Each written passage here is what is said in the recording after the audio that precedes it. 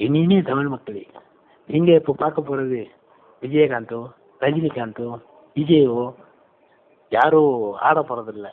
நம்ம வண்டி வண்டி நோண்டு ஆடுறது பாருங்களேன்.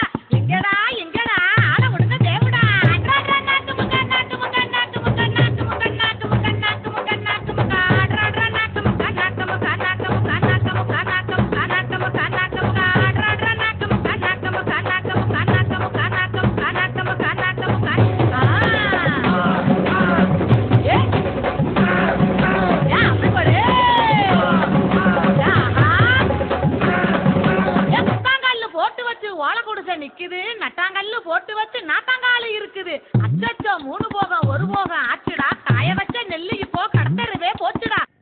என்ன கொடுமை சரவணன்.